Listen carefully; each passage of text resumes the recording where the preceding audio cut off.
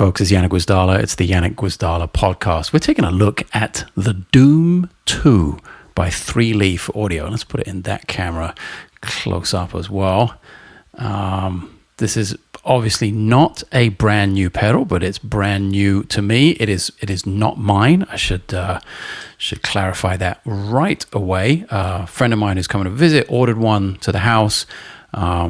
Byproduct of that is that I get to check it out, and I can't believe I've never played one before.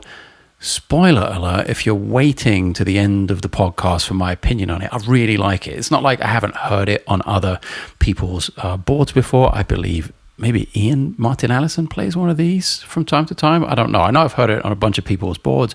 I know it's always sounded great.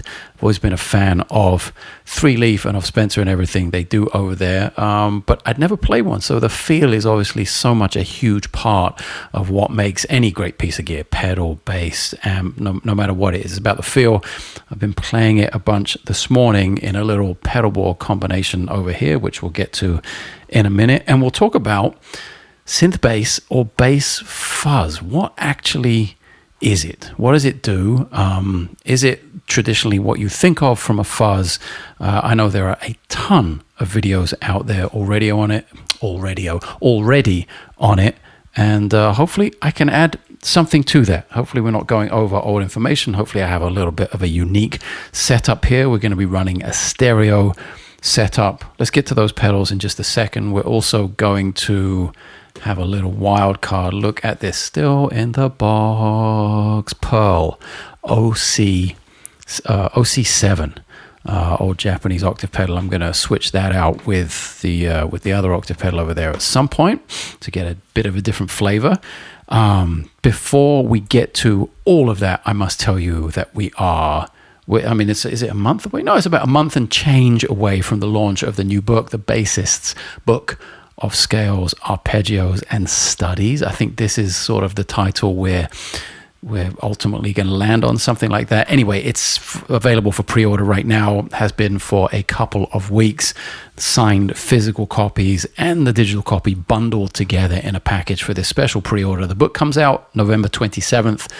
This pre-order will end November 26th. After that, the price will go up. This is a special price for the pre-sale. Price will go up, and we will no longer be bundling the digital and the physical. I really wish I could do that, by the way. It's not like I'm not trying to create like urgency, or it's not some marketing ploy. It's just something Squarespace makes it impossible to do. They just don't allow me to bundle physical and digital copies. I wish I could offer that as a regular option. So as a special thing for this book, I'm going to go through the ball ache of fulfilling all of those digital orders manually, which is what I'm going to have to do. It's going to take for fucking ever, but I thought it was a cool thing to do. I always want to do that for you guys because I know certain people do want both the physical and the digital at the same time. So anyway, enough of that. Let's get into the pedals. All the links are below. The books will ship right after Thanksgiving. We're almost done. We're going to send it away to be printed very soon, and just the chaos, as you'll see with videos on the channel right now, the chaos behind me is developing. I have a bathroom over here that is just full of padded bubble mailers. I have books somewhere that are going to the post office. Yeah, they look like this. This is how the books go out, in these padded mailers. I have a bathroom full of those. So won't be taking a leak in there for a while, because it is totally insane in terms of what we have to do to prepare for a physical release like this. I've never done this before, where the launch has been the physical book. The physical book has always been sort of not an afterthought, but something that's come later, something we haven't planned enough time to release like on the day. So I'm psyched. This is doing something new, sort of all around, and the book is epic. I have done a podcast talking about it. I could do so many more videos talking about it as well. The deeper I get into it and into the details, it gets more and more epic. It's, for me, super interesting. Diving back into some things I hadn't thought about since my teens, since I was, the very beginning of my journey as a bass player, and putting all that in sequence in a book has been kind of fascinating. So more than anything, I'm just excited for you to be able to check it out and have this kind of kick-ass reference guide of harmony, of scales, of arpeggios, and some studies to get that into your playing.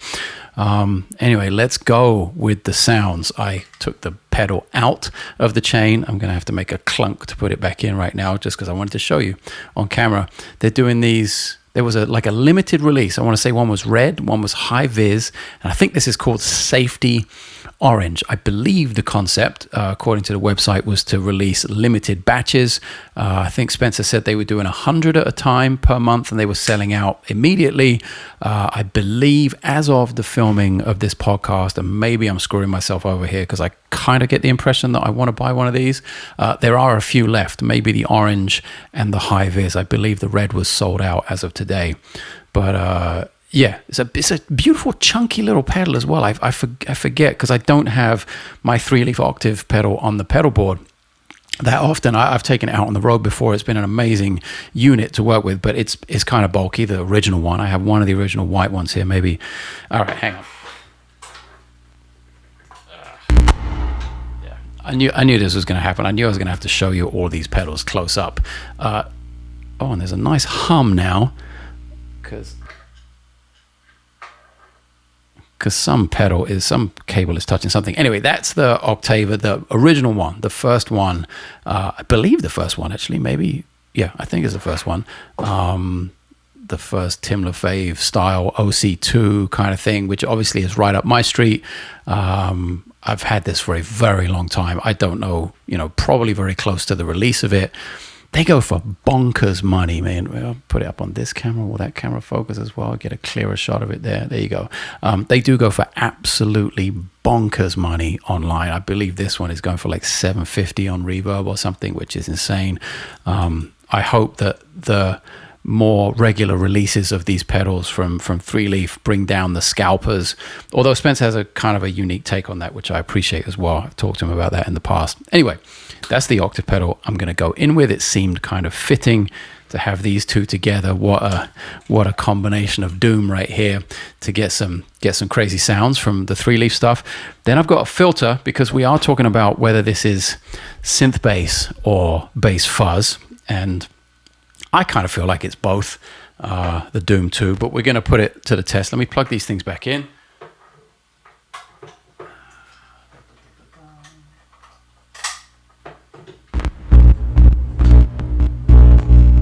So professional, yeah.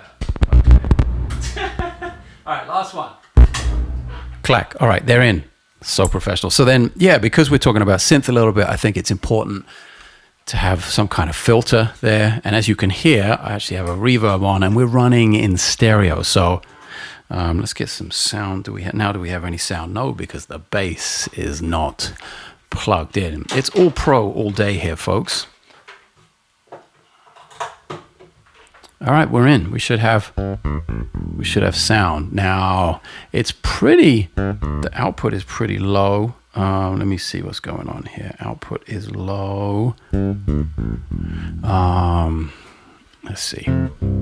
Because when I juice these things in,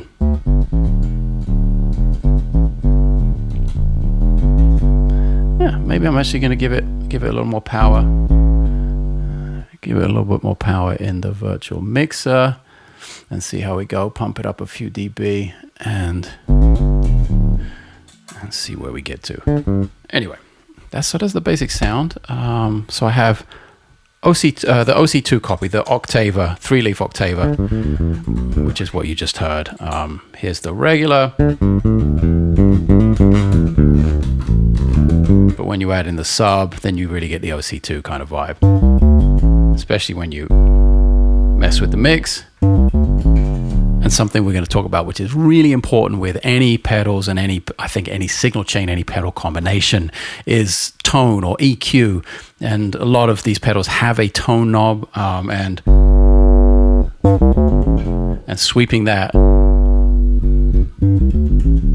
This is just the tone knob on the Octabvre here.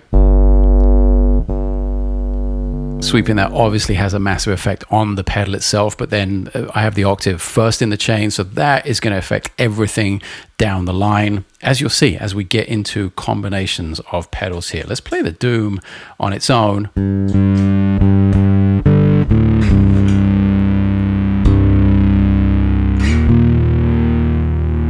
I like that a lot. And of course, we've got actually way more EQ on the Doom. By the way, this is by no means, as you can see if you're watching on YouTube, this is by no means like the professional pedal video setup review YouTuber type thing.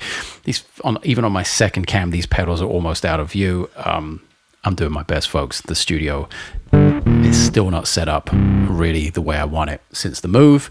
And seeing as I only have this pedal for a limited amount of time, and I in general only have a limited amount of time to work on this stuff and to make these videos, record the podcast, etc., this will have to do. And appreciate your patience in this matter. So yeah, what you're not seeing, but what you will be hearing right now, is a bass, mid, and treble. 3 different knobs on the Doom 2. It even sound like a filter sweep, right? For a synth bass, you got some mid, some aggressive mid there,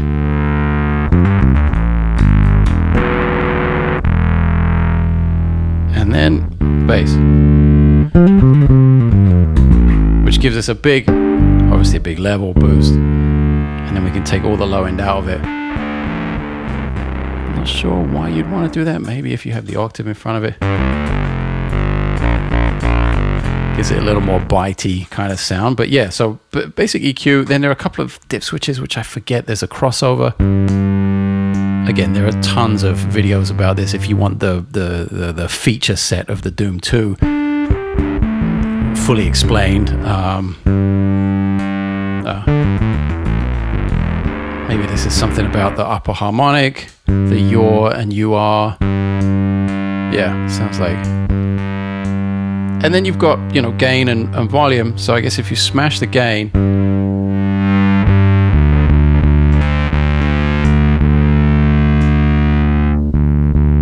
so you can get some low gain fuzz, some high gain fuzz, yeah. And to me, it's all about the palette of sounds, what it gives me. I purposely haven't looked up any kind of instruction manual. I haven't watched a bunch of videos on this to teach me how to use it. I love to go in and just start turning knobs, see what works, see what doesn't, and see what I get to without being influenced by a pedal builder or another demo. A person who's done a demo saying, well, you should use this for this and that for that. I like to just go in and see, hey, well, let's see if I can get to what I like, and something musical, hopefully something I've never heard before. That's always the ultimate goal for me. So those are the 2 3-leaf pedals. Now I have a filter. I've got the Xerograph Deluxe. I don't have an expression pedal plugged into it, so it's more of a whack whack whack kind of sound than it is a big sweepable like low pass filter. But it's quite responsive, and once we get into some sounds and, like I said, adjusting the tone situation,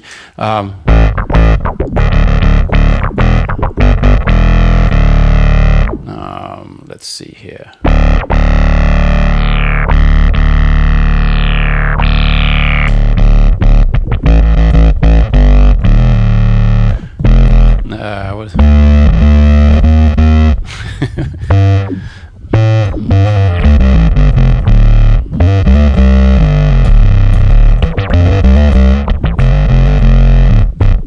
I think the filter is important. It's not, to me, that's not set up the way I would want to use it for an entire gig, but just for making a few sounds here, it will do fine. And at the end of it, I've got the Earthquake devices before. This is where we split to stereo. So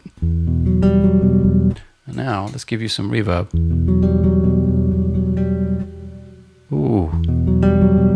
Highly recommend making sure you're sitting in front of some nice monitors so you can really experience that stereo spread.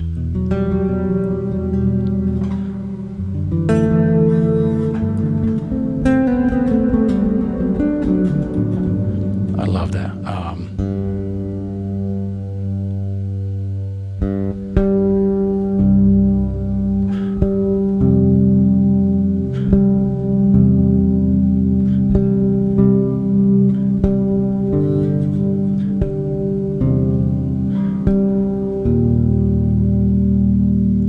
It's a really wide sound. I love that pedal.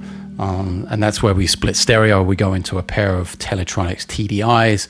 This is the DI box that I had a little collaboration with TDI on selling their final. It was a very short run. It was a few months ago. I managed to purchase all of the DI boxes from Australia, from TDI, from Teletronix, and do a sale on my website. I really hope some of you listening were fortunate to get one of those. They're amazing. They're all gone now. It's not like this is a continuing commercial for that, unless you're lucky enough to find one used somewhere. Highly, if you see it, grab it. Doesn't matter what the price is. The thing is amazing. Obviously, I am getting nothing from that, used market sale. So I just am a big fan of them. Always was since I got the first prototype that they sent me some years ago, and that's what I'm using for my stereo setup. In the studio right now, and something that's really simple. They don't need a power supply or anything like that. They work on phantom power, so it's nice to have a pair of DIs that I can sort of move around and put anywhere, and I'm not linked to an outlet or to having to have a separate power supply for them. So that's the setup you hear now. There's some delay in that Avalanche Run as well, which we may get to in a little while. But let's start dialing in some synth sounds, starting, like I said, with the Octabvre, the 3-leaf audio Octabvre in the top of the chain. Now we're going to see how much of the sub we want, what kind of tone we might want from our sine wavy.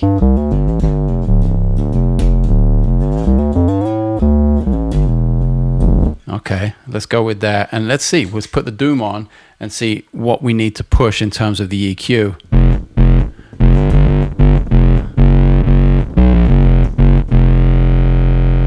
And how we can essentially go.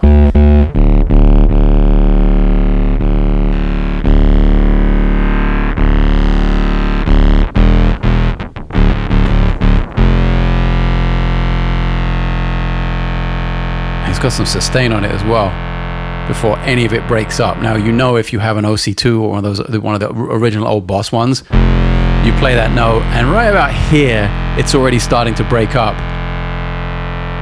That's really nice though. You can hear the sub and the fuzz is super clear. Now let's get the filter on it.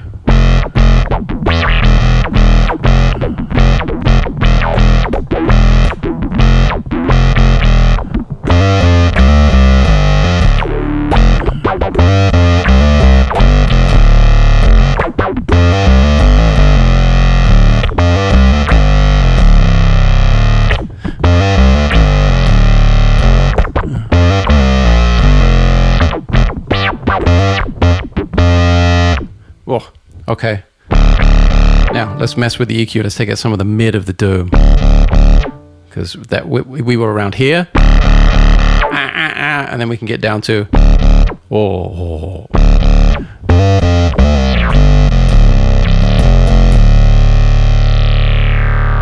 suppose what we really need, and I don't know if I can do this on the fly while we're going. I don't know if I have a groove in here that's date added. Sometimes I throw grooves into iTunes so I can play it from there. I'm not even recording that channel in Logic. Okay, I'm giving up on this already, because it would be really nice to hear this in a mix, So although we can't talk about how that feels in a mix, we can talk about how it feels, how the response feels under the fingers,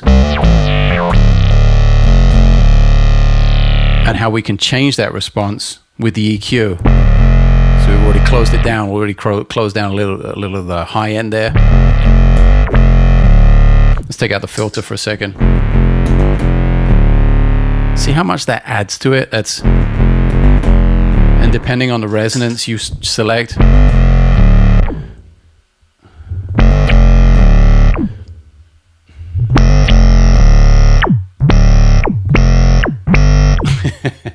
You can get quite extreme there as to how quickly the envelope closes. And again, the response and how you play that, I think is very key. The attack with your picking hand, for me, that's my right hand.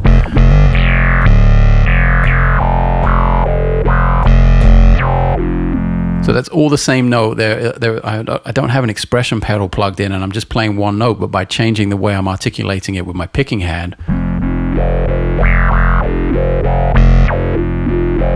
because obviously I'm hitting the filter pedal at a different velocity, so it responds differently.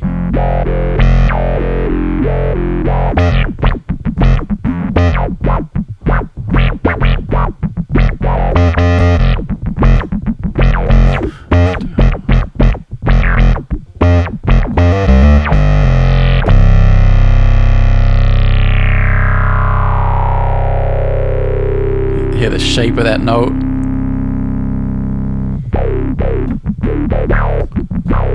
And here we go palm muting.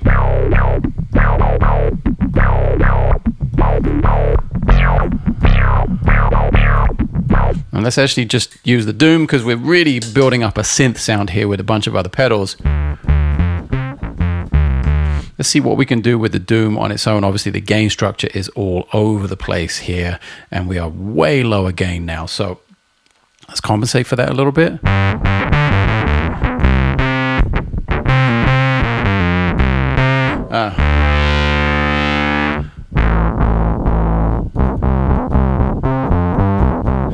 Yeah, it's funny. It's like not that traditional sort of like Softtek Big Muff or, you know, Pickle Pie Hella Fuzz or any of those Softtek copies. It's not that traditional thing at all. And to me, it's, how do I explain this or describe it? It's interesting having to describe it in the moment, having only just plugged it in for the first time today. I think it's actually a little more controllable, a little more usable. Maybe it's not the most aggressive thing, although, hang on, let's not.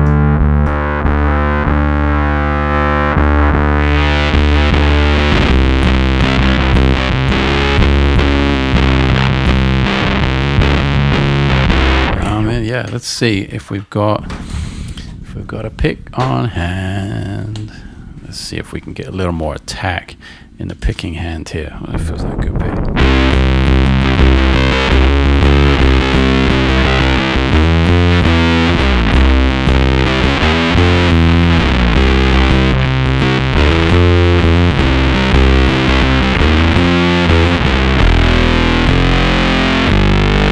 So I spoke too soon on the, you can get it to go crazy.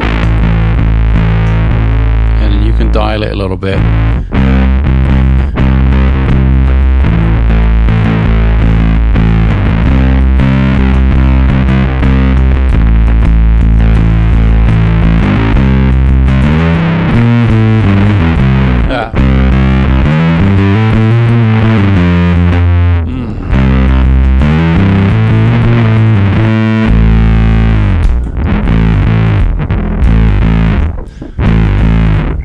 Interesting, maybe a gate with that or a compressor. So many things that spring to mind now. I'm hearing that other pedals I would happily grab and put in the signal chain to experiment with. So let's see. We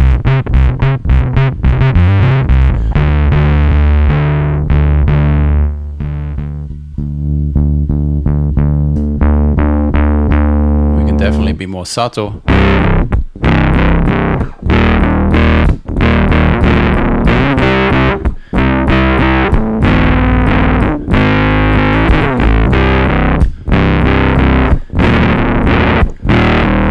Okay, so where do we get more definition? Oh, that's super aggressive when you boost the mids. Okay.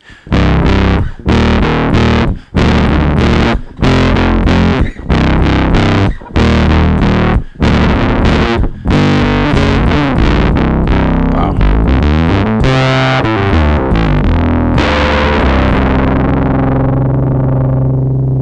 Nice, some overtones, some harmonics. It's nice.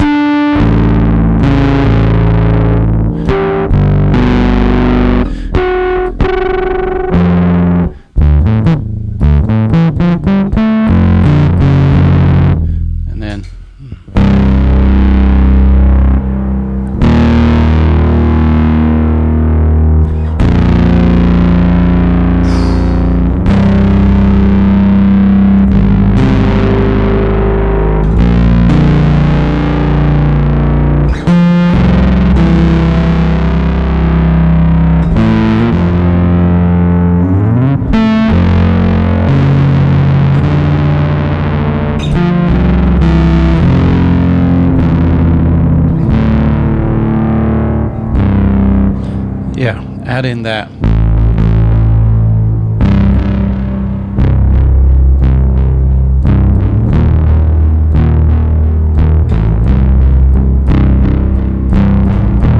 so that's just the Doom 2. Sorry, I'm getting way sidetracked here. I just looked up to my Logic session. There's like 3 words been said in the last 2 minutes. That's a really good sign in my book. If I was reviewing this, which I'm not, I'm just fucking around with it and letting you inside the process of me going through a pedal and figuring out music, how to extract music from it. It's a good sign that I get kind of lost in it right away. Now I've got a little bit of the delay in the Avalanche Run that you can hear there. But that is just the Doom and the Avalanche Run. There's nothing else in there. If I added the Xerograph,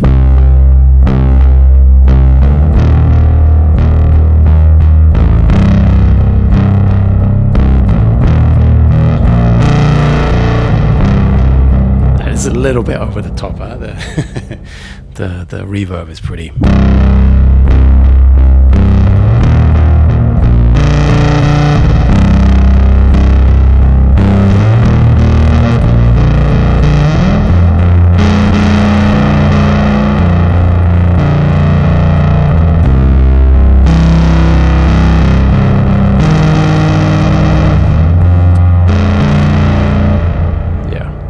A lot of fun. I'm such a massive fan of having big blown out synthy distorted things in the low end. Let's get the octave in there and see how it sounds with single notes. Whoa, okay. Hold the phone.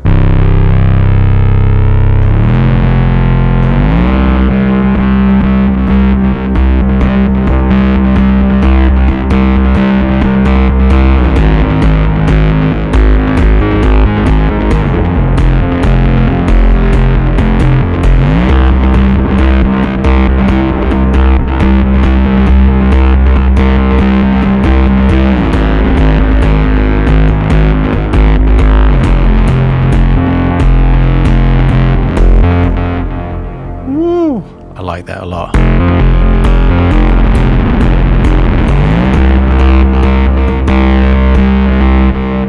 Now with the filter.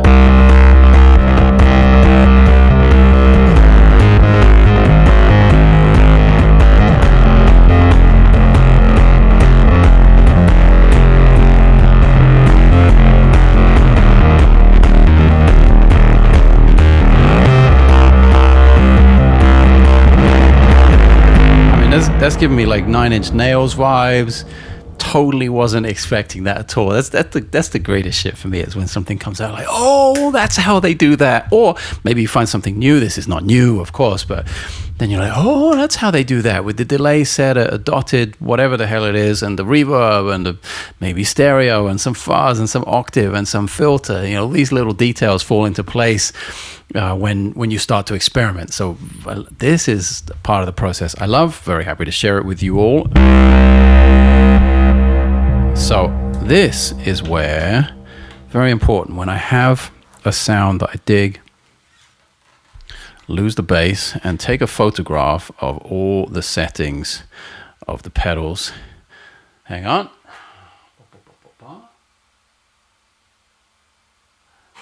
Great. So now I have a photograph of that, so when I want to get it back, it should be possible.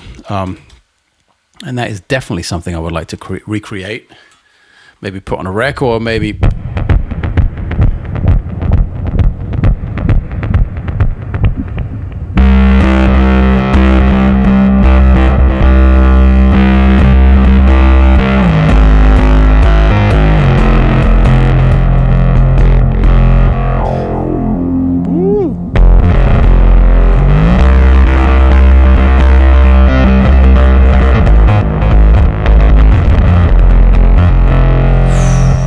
So many options there. So yeah, we're kind of deep in it here. I did say I was going to try the Pearl OC2. Let's see how that changes the flavor a little bit. I want to hear, whoa, look at this thing. Come on.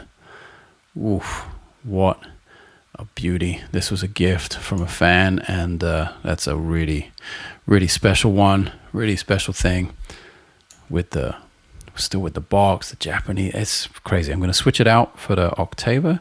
Make sure, yeah, DC 9 volt standard kind of thing. 1 second.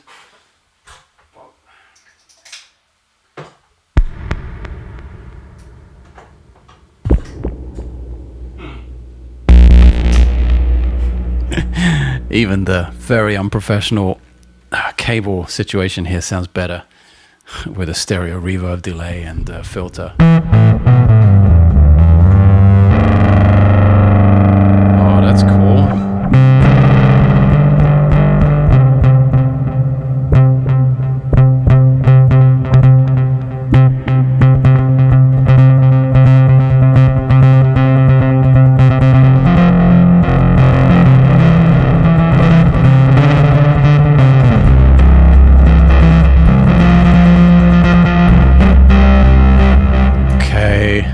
Let's see what we got. Oh, hello. All right, let's clean everything up and hear just the pearl on its own. Wow, okay.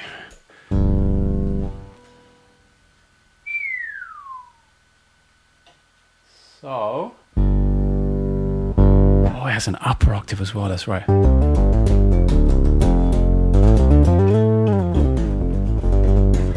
So it's so basically the TC Electronics Sub and Up was just a copy of the Pearl OC7 from like 20 something years or 30 years before. That's interesting. So already without anything that kind of sounds synthy when you have the octave up. I hadn't even thought about having that in the one pedal and using it as a synth. Let's put the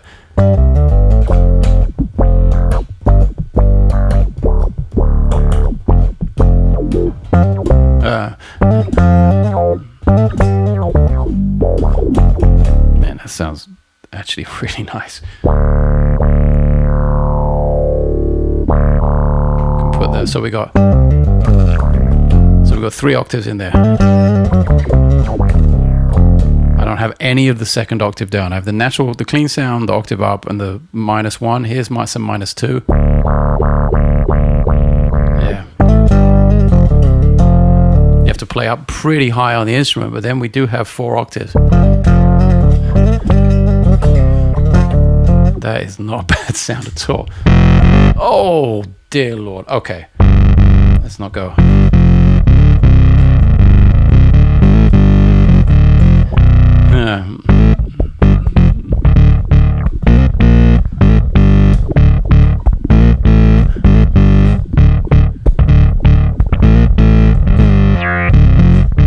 Wow, that's interesting. Let's take out the -2.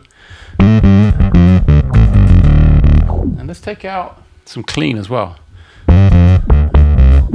Oh yeah, a little more. Woof, woof.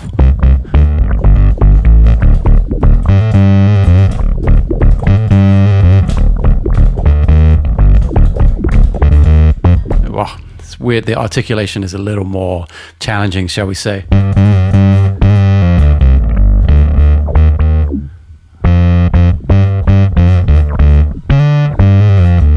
I don't know why I always go to deeper underground.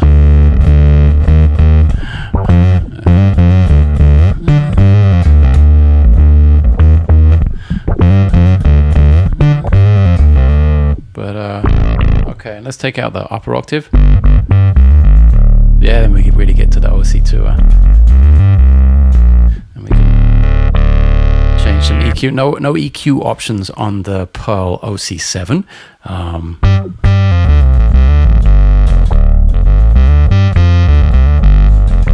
But just, you know, go back, rewind, and dip back into earlier in the video, compare it to the other sounds. Just amazing what you can do, just changing out the octave pedal, the different character. And they're not bad or good or worse or better, just totally different. I'm sure you could find a shitty octave pedal and say, well, that just sucks, but these don't.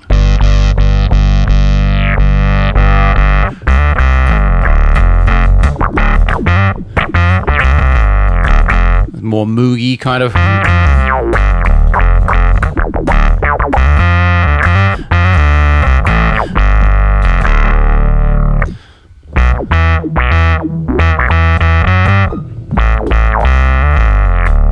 And without the filter. And a little flat without the filter.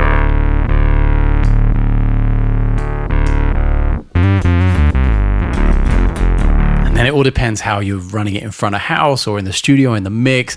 This is all, you know, there's so much that can still be done to it. This is just like a preliminary investigation, shall we say, into the signal chain.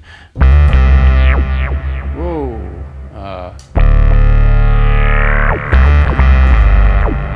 So let's maybe...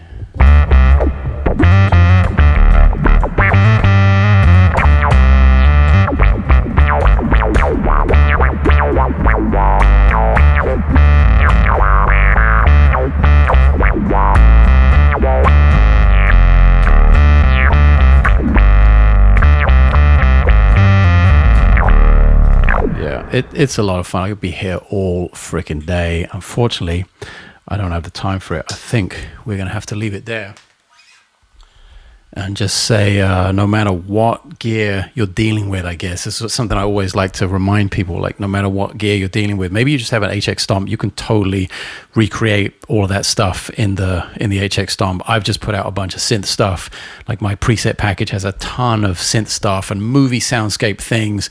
I know Ian Martin Allison has a really good HX Stomp preset pack that has synth stuff in it. Very usable bass, specifically designed for the bass player in mind, getting those kind of Moog sounds.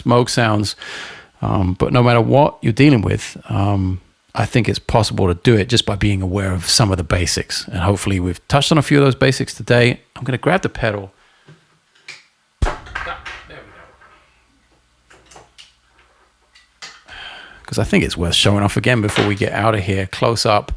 You guys can take a look at that. That's orange, and I forget, what did I say? I did say the correct name of the finish and of the type of orange that is. There you go. There's a good shot in the camera.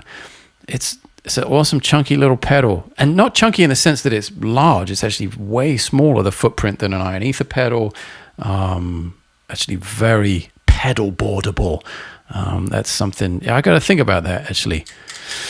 Maybe I'm going to 3-leaf right now to grab one before I tell you that they're available on the podcast, and you will go sell Spencer's stock out. Yeah, super fun, and I'm glad I finally got to plug the Pearl OC7 in. I think that's a really nice pedal. I'd been pining after one forever because John Davis used to have one. A few people I knew were playing them, and they sounded amazing. Just yet another sort of unobtainium pedal. I don't see them coming up that often. Much like this original Octabvre, the white one, the double wide chassis, such a great pedal. And I guess I got to check out the smaller one, the single one, the one that's in the similar size chassis of the Doom 2. That'd be interesting. I'm currently using the vintage bass, whatever it is, Octave, the MXR, because they did copy my OC2 to make that, so it feels like very home to me in terms of the sound, and then the extra features of a modern pedal plus the tiny chassis. It's half the size of the Doom, and that's my Octave pedal, so I'm reluctant to switch it out. But maybe my next mission will be to try the 3-leaf, the Octave, do a video on it, let you guys and girls of the bass world check it out along with me. That's it. Really appreciate you all spending some of your insanely precious time with me, talking about music, checking out, nerding out over some bass pedals today. New to me, not new at all, but finding some new sounds, and very happy. I feel like the day was now productive because I found some cool sounds, and I got to share them with you all. Don't forget, the new book is on pre-sale right now. That ends November 26, 2024. The price will go up, so get your copy now. It's linked below in the description of the video. Physical copies, signed physical copies are shipping worldwide. Make sure you select the correct product. There's one product for the USA domestic, and there's one product for everywhere else in the world. That's it. See you all on the next one.